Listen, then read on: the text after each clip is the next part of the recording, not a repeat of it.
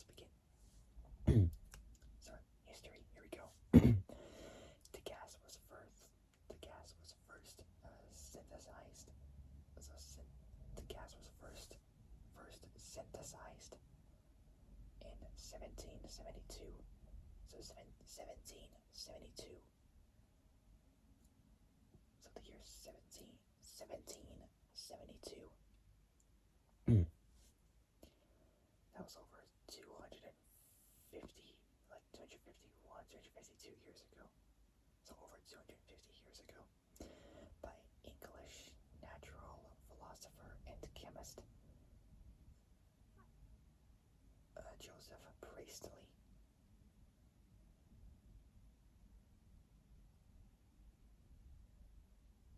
So Joseph Priestley, I can't pronounce it, but it's spelled P-R, so P-R-I-E-S-T,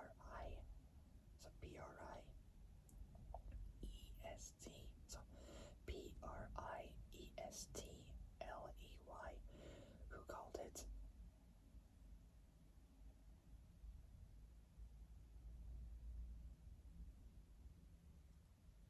man, I can't pronounce this word.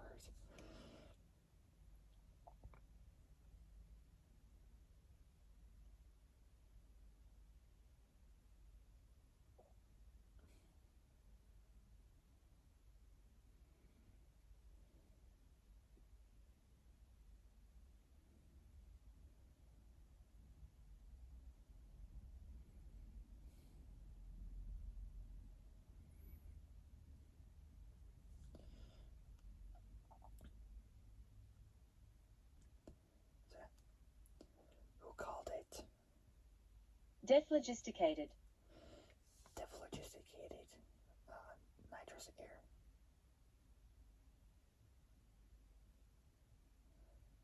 Which is also in the phlogiston theory, or inflammable nitrous air. Priestley published his discovery in the book Experiments and Observations on different kinds of air, 1775, where he described how to produce the preparation of nitrous air diminished by heating iron fillings dampened with nitric acid. Now we got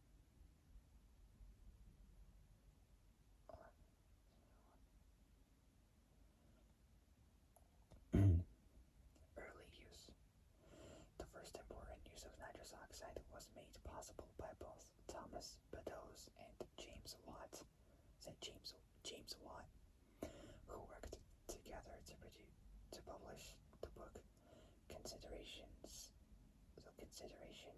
on the Medical Use and on the Production of Factious Airs, 1794.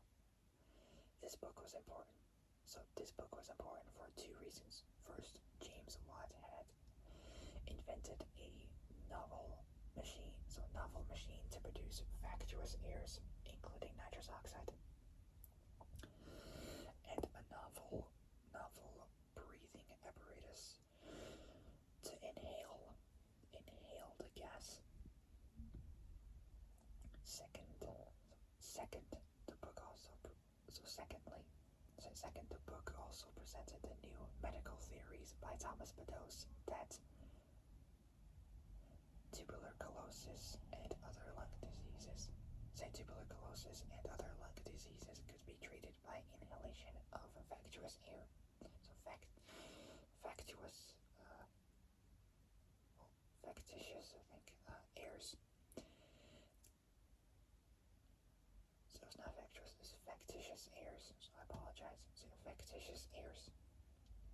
The machine to produce factitious airs had three parts: a furnace to burn the heat, so a furnace to burn the needed material, a vessel with water where the produced gas passed through in a spiral pipe,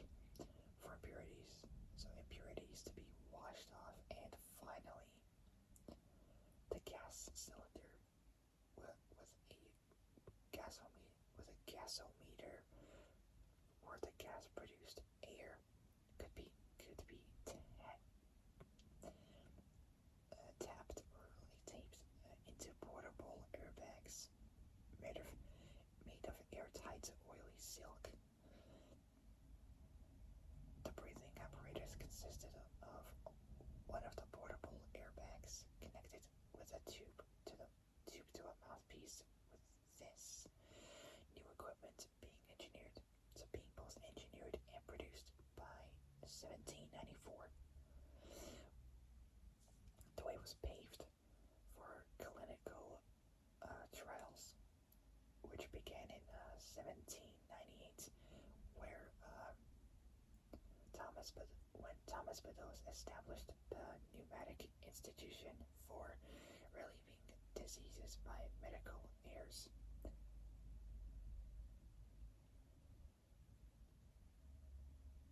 In the city of Hotwells, in Bristol, in the UK, in the basement of the building, a large-scale machine was producing the gases under the supervision of a young Humphrey Davy, who was encouraged to experiment the new gases for patients to inhale. The first important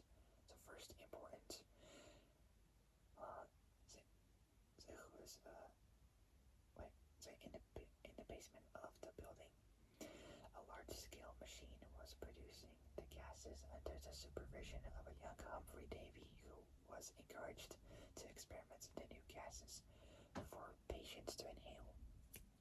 The first important work of Davy was examination of the nitrous oxide and the publication of his results in the book Researches, Chemical and Philosophical, 1800. 85 years before the car was even invented, before the year 1885. So before the year 1885. So 1885. In that publication, Davy notes the analgesic effect of nitrous oxide at page 465 or page 465, and its potential to be used for surgical operations at page 556 or 556. Davy coined the name laughing gas for nitrous oxide, despite Davy's discovery that inhalation of nitrous oxide could relieve a conscious person from pain. Another 44 years elapsed before doctors attempted to use it for anesthesia. The use of nitrous oxide as a recreational drug at laughing gas parties, primarily arranged for the British upper class, became an immediate success beginning in 1799 before the 1800s. Like the start of the very early 1800s. While the effects of the gas generally make the user appear stuporous, dreamy, and sedated. Some people also get the giggles like laughs, in a state of euphoria. I can't pronounce that, but it's spelled EUPHORIA. Euphoria. I'm not too sure how to pronounce that. And frequently erupt in laughter. One of the earliest commercial producers in the U.S. was George Poe, cousin of the poet Edgar Allan Poe, who also was the first to liquefy the gas. Now get anesthetic use.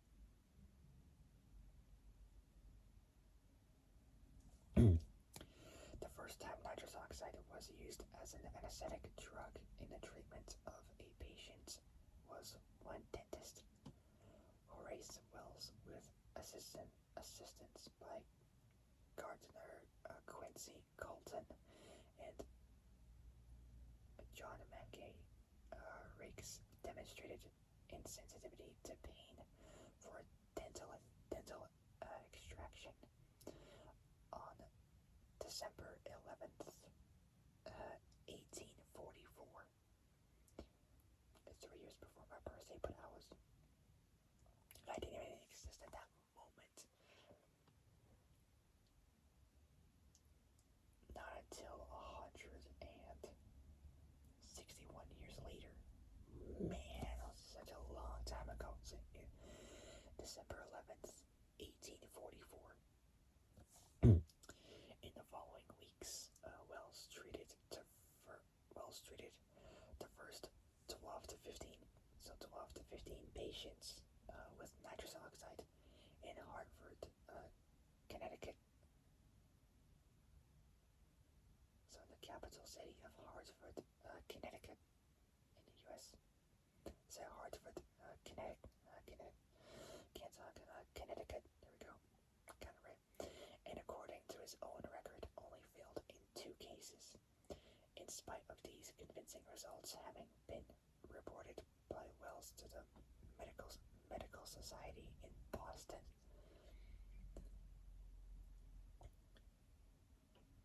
So in the capital city of Boston, Massachusetts, in December 1844. This new method was not immediately adopted by other dentists. The reason for this was most likely that Wells in January 1845, at his first public demonstration to the medical faculty in Boston, had been partly unsuccessful, leaving his colleagues doubtful regarding its both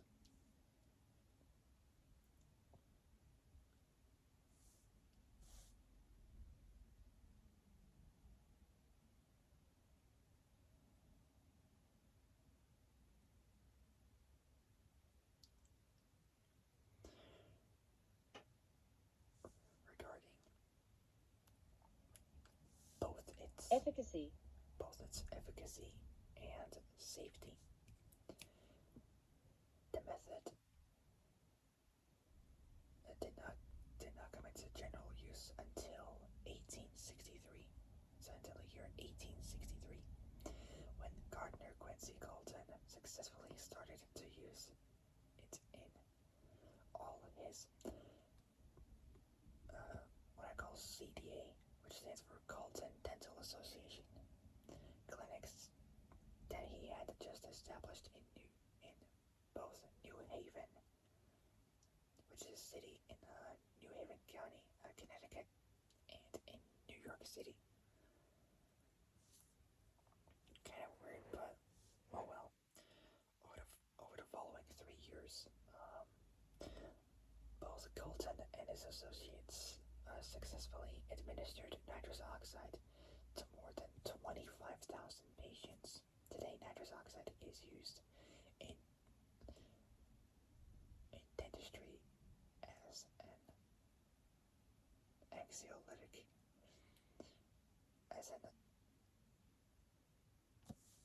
I can't pronounce this word.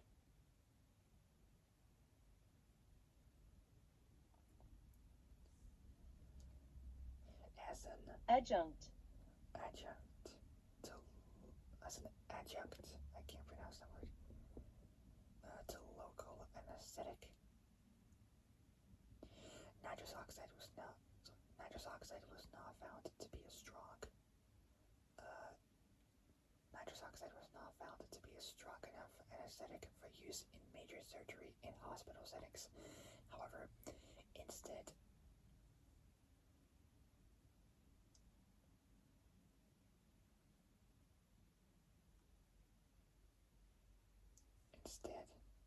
diethyl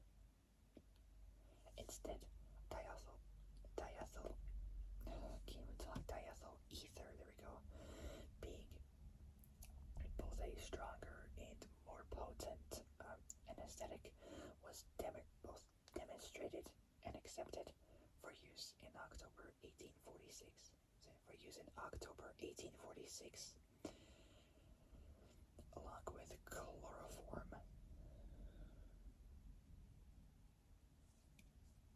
So chloroform in 1847. So in 1847, like 102 years after, like before the Second World War ended, so 1847, when Joseph Thomas Clover invented the gas ether inhaler in 1876, 9 years before the car was even invented, in 1885. However, it became a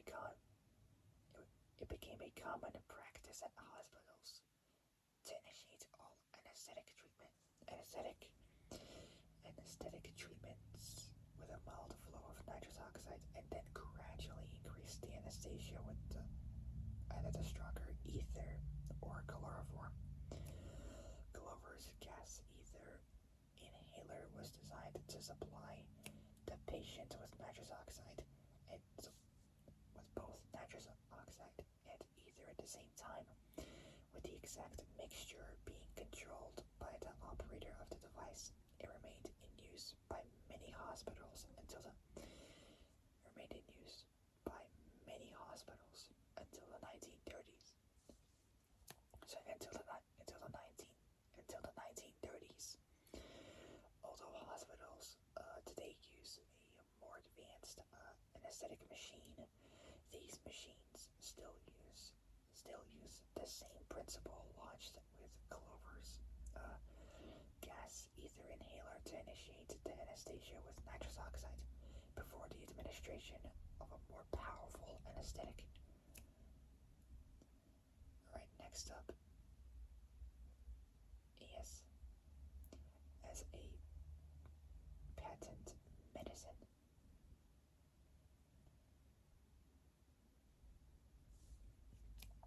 Here we go. So as a patent medicine, Galton's popularization of nitrous oxide led to its adoption by a number of less than reputable quacksalvers who touted it as a cure for consumption scrofula, catarrh, so CATARRH, and other diseases of the blood, throat, and lungs. Nitrous oxide treatment was both administered and licensed as a patent medicine by the likes of C.L. Blood, which is Charles Lewis Blood, born September 8th, 1835, died September 27th, 1908, age of 73. Say by the likes of both C.L. Blood and Jerome Harris in Boston, and Charles E. Barney of Chicago.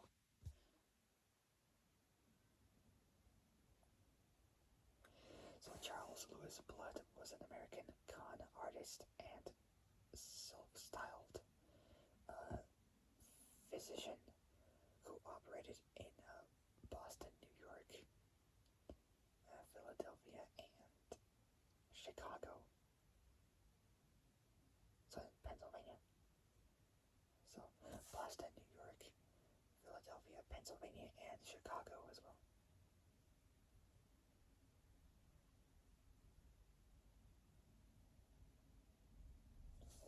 C.L. Blood and Jerome Harris in Boston, and Charles E. Barney of Chicago. Alright, next up is production. Reviewing various methods of producing nitrous oxide is published. Starting off with is industrial methods. Nitrous oxide is prepared of an industrial scale by carefully heating. So ammonium nitrate at around 250 degrees, so 250 degrees Celsius, which decomposes into nitrogen, so decomposes into both nitrous oxide and water, so nitrous oxide and water vapor, which is NH4, so NH4, so NH4 NO3 equals 2 H2O plus, so H2O says water plus N2O nitrous, so water and nitrous oxide, so equals 2 water plus nitrous oxide.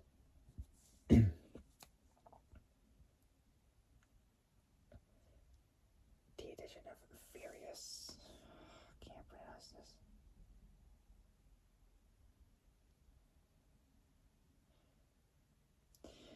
The addition of various phosphate, The addition of various phosphate salts favors formation of a purer gas at slightly lower temperatures. This reaction may be difficult to control, resulting in detonation. So detonation, as in to explode like. Next up is laboratory methods. So this is an important one.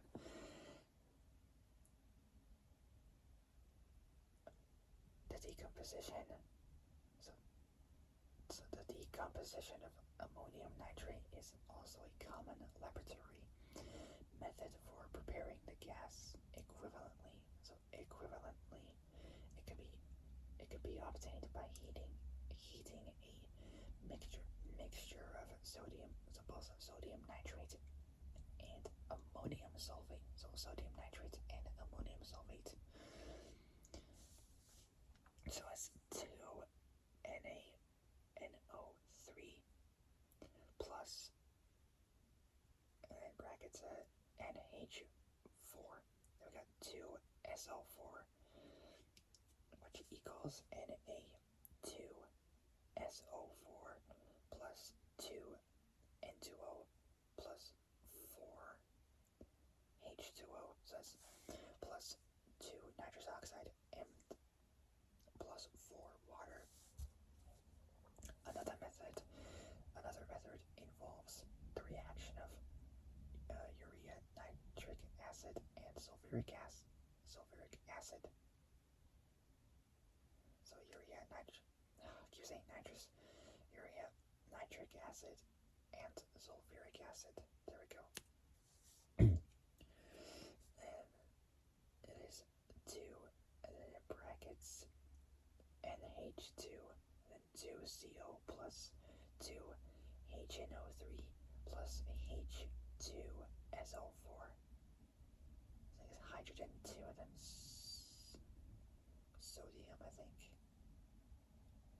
4, I'm not too sure, so which is equals 2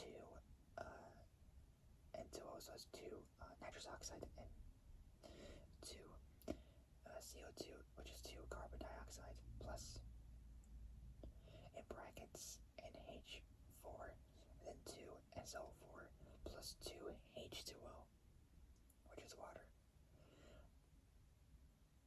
Direct oxidation of ammonia with a manganese dioxide bismuth oxide catalyst has been reported.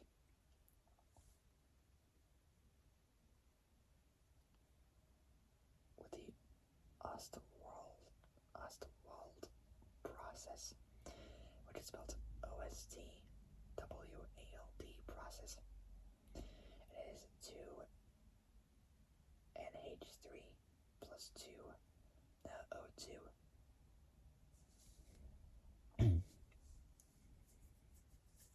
So 2NH, so NH3 plus 2 O2 equals N2O plus 3 H2O, so it's nitrous oxide plus 3 water.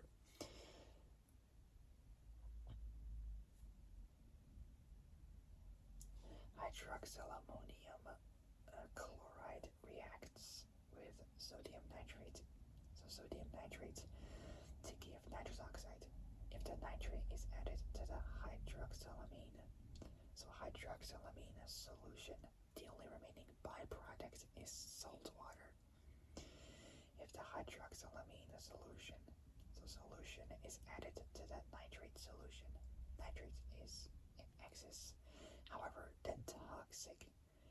Higher oxides of nitrogen are also formed. So it is NH3 OHCI plus NaNO2, so plus Na, so NaNO2 equals, so which is N2O plus NaCI plus 2H2O. Treating HNO3, so treating HNO3 with SnCI2 and HCI also has been demonstrated.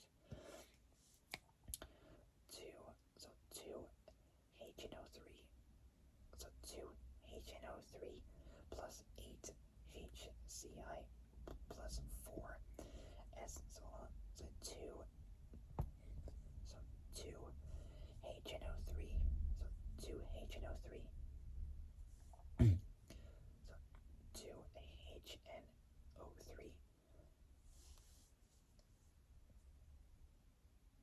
plus 8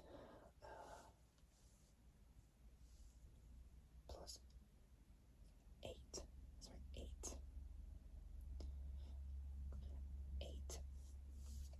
8 HCI plus 4 plus 4 SNCI 2 equals 5H2O, which is water, and so plus 4 SNCI, so plus 4 SNCI 4 plus N2O, nitrous oxide. Hyponitrous acid decomposes to N2O, so to nitrous oxide and water, so both nitrous oxide and water, with a half-life of 16 days at 25 degrees Celsius at pH 1 minus 3. So 1 minus 3. We got H2. So H2N2O2, which is a hydrogen 2, nitrogen 2, and oxygen 2 equals H2O, which is water, plus N2O, which is nitrous. It's like nitrous.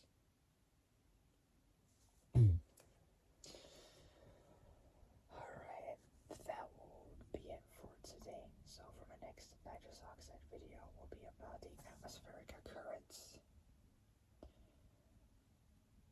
So can't wait to do that.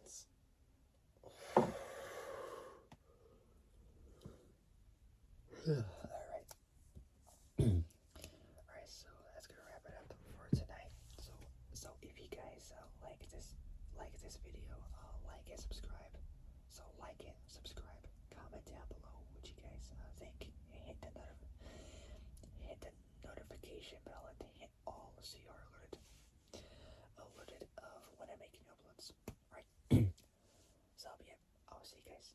I will see you guys soon in the next video. But until then, stay safe. Have a great evening. And I'll see you guys soon in the next video. Take care, folks. Stay safe out there. And I'll see you guys soon. Good night.